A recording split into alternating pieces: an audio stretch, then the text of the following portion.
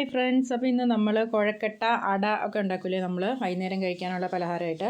അപ്പം അതിൻ്റെ ഉള്ളിൽ വെക്കാനുള്ള ഗ്രേവിയാണ് നമ്മൾ ഉണ്ടാക്കുന്നത്. അപ്പോൾ അത് നമ്മൾ അവിലും തേങ്ങയും കൂടി വിളയിച്ച് എടുത്താണ് അതിൻ്റെ ഗ്രേവിയാക്കി നമ്മൾ വെക്കുന്നത്, അതിൻ്റെ ഉള്ളിൽ വെക്കുന്നത്, ഫില്ല് ചെയ്ത് വെക്കുന്നത്. അപ്പോൾ അതിന് വേണ്ടിയിട്ട് ഞാൻ ആദ്യം അവിൽ വറുത്തെടുത്തിട്ടുണ്ട്. ഒരുപാട് അങ്ങനെ വറക്കണ്ട, ജസ്റ്റ് ഒന്ന് ചൂടായാൽ മതി, ഇല്ലെങ്കിൽ അത് ഒത്തിരി ആയിക്കഴിഞ്ഞാൽ അത് കരിഞ്ഞു പോകും.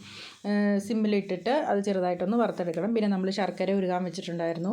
ശർക്കര നമ്മൾ എന്നിട്ട് ഉരുകി കഴിഞ്ഞപ്പോഴത്തേക്ക് അതിനെ നന്നായിട്ട് അരിച്ച് ഉരുളിയിലേക്ക് ഒഴിച്ച് കൊടുത്തിട്ടുണ്ട്. അപ്പോൾ അത് നന്നായിട്ട് കുറച്ച് നേരം ഒന്ന് തിളയ്ക്കണം. എന്നാന്ന് വെച്ച് കഴിഞ്ഞാൽ അതിനൊരു ജലാംശം ഉണ്ടാവുമല്ലോ അതിനകത്ത്. അപ്പോൾ അത് കുറച്ചൊന്ന് വലിഞ്ഞിട്ട് കുറച്ചൊന്ന് തിക്കാവണം. ഒത്തിരി ആവണ്ട കേട്ടോ, ഒത്തിരി ആയി കഴിഞ്ഞിട്ടുണ്ടെങ്കിൽ നമ്മൾ ഇങ്ങനെ ഇഴുകി പിടിക്കും. അപ്പോൾ അത് അത്യാവശ്യമായിട്ടുണ്ട്. അതിനകത്തേക്ക് നമ്മൾ ചെറിയ ജീരകം ഇട്ട് കൊടുത്തിട്ടുണ്ട്. അതിലേക്ക് നമ്മൾ നമ്മുടെ തേങ്ങയും അവിലും ആണ് കേട്ടോ നമ്മൾ വിളയിച്ചെടുക്കുന്നത്. അപ്പോൾ നമ്മൾ തേങ്ങ ഇട്ട് കൊടുത്തിട്ട് നന്നായിട്ട് മിക്സ് ചെയ്തെടുക്കണം. അപ്പോൾ ഈ തേങ്ങയിൽ തേങ്ങാപ്പാലുണ്ടല്ലോ, ഈ തേങ്ങാപ്പാൽ ഇതിലേക്ക് ഊറി ഇറങ്ങി വരും കേട്ടോ.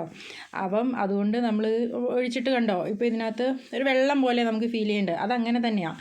അപ്പോൾ നമ്മൾ ആദ്യം തീ കൂട്ടിയിടണം, അതിന് തീ കുറച്ചിട്ട് കൊടുക്കണം. അങ്ങനെ നമ്മളത് നോക്കിയിട്ട് അത് വലിഞ്ഞു പോകാൻ പാകത്തിന് അതിനനുസരിച്ച് ഇങ്ങനെ ഇളക്കി കൊടുത്തുകൊണ്ടിരിക്കണം കേട്ടോ. അപ്പം നമ്മുടെ തേങ്ങ ഈ ഒരു പരുവത്തിലായിട്ടുണ്ട്. എന്നാലും അതിൽ കണ്ടോ തിളയ്ക്കുന്നുണ്ട്, ശർക്കരയുടെ ഒരു പാനി ഇങ്ങനെ നമുക്ക് കാണാൻ പറ്റും. അത് കുഴപ്പമില്ല, കാരണം നമ്മൾ ഇതിനകത്തേക്ക് ഇനി അവിലും കൂടി ചേർത്ത് കൊടുക്കണം. അപ്പോൾ അവിൽ നമ്മൾ വറുത്ത് വെച്ചിട്ടുണ്ട്. ഈ വറുത്ത് വെച്ചേക്കണം അവിൽ ജസ്റ്റ് ഒന്ന് ക്രഷ് ചെയ്ത് ജസ്റ്റ് നമ്മൾ കൈ കൊണ്ട് ഒന്ന് പൊടിച്ചാലും കുറച്ചൊന്ന് പൊടിഞ്ഞു വരും. ഇനിയിപ്പോൾ അങ്ങനെ ചെയ്യാൻ പറ്റില്ലെങ്കിൽ ചെയ്തില്ലെങ്കിലും കുഴപ്പമില്ല. അതും കൂടി ഇതിനകത്തേക്ക് ഇട്ട് കൊടുത്തിട്ട് നന്നായിട്ട് തീ കൂട്ടി തന്നെ ഇട്ടിട്ട് തന്നെ ഇളക്കണം. തീ കുറച്ചിട്ട് കഴിഞ്ഞാൽ ഒന്നും കൂടി ഇങ്ങനെ കുറുകി വരും. അപ്പം നമ്മളത് ചെയ്യുമ്പോഴേ നമുക്കത് അറിയാൻ പറ്റുള്ളൂ. അപ്പം നമ്മളതനുസരിച്ച് നോക്കി അത് തീ കൂട്ടിയിട്ട് തീ കുറയ്ക്കേണ്ട സമയത്ത് തീ കുറയ്ക്കണം. എന്താണെന്ന് വെച്ച് കഴിഞ്ഞാൽ അടിയിൽ പിടിക്കരുത്. പിന്നെ പെട്ടെന്ന് നമുക്കത് സെറ്റാക്കി എടുക്കാൻ പറ്റില്ല, ഇത് സമയം പിടിക്കും. നമ്മൾ ഓടിച്ചെന്ന് ചെയ്തിട്ടുണ്ടെങ്കിൽ ശരിയാവില്ല, അതിന് സമയം എടുക്കും. സമയം എടുത്തിട്ട് ചെയ്താലേ ഉള്ളൂ നന്നായിട്ടത് നമുക്ക് വിളയിച്ചെടുക്കാൻ പറ്റുള്ളൂ. അപ്പോൾ ഇതിനകത്ത് നമ്മൾ ചെറിയ ജീരകം നന്നായിട്ട് ചേർത്ത് കൊടുത്തിട്ടുണ്ട്. ഏലക്ക ഉണ്ടെങ്കിൽ ഏലക്കയും കൂടി ഇട്ടാൽ നല്ലതായിരിക്കും കേട്ടോ. അപ്പോൾ എൻ്റെ കയ്യിൽ ഏലക്ക ഇല്ലായിരുന്നു, അപ്പോൾ അതുകൊണ്ട് ഞാൻ ഏലക്ക ഇട്ടിട്ടില്ല. ഉണ്ടെങ്കിൽ ഞാൻ ഇടും കേട്ടോ. എന്നിട്ട് നമ്മൾ സിമ്മിലേക്ക് ഇട്ട് വെച്ചു.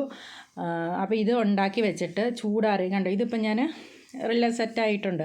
അപ്പോൾ ഇത് ചൂടാറി കഴിഞ്ഞിട്ടാണ് നമ്മൾ ഉപയോഗിക്കുന്നത്. അപ്പോൾ ഈ സാധനം ഇങ്ങനെ ഉണ്ടാക്കി വെച്ചിട്ട് ചൂടാറുമ്പോൾ ഫ്രിഡ്ജിലെടുത്ത് വെക്കുകയാണെങ്കിൽ വൈകുന്നേരം നമുക്ക് പലഹാരത്തിന് അരിപ്പൊടിയോ ഗോതമ്പ് പൊടിയോ എന്താണെന്ന് വെച്ചാൽ അതുണ്ടാക്കിയിട്ട് ഇതെടുത്ത് ഫില്ല് ചെയ്യാം. അപ്പോൾ അത്രയേ ഉള്ളൂ. ടാറ്റാ.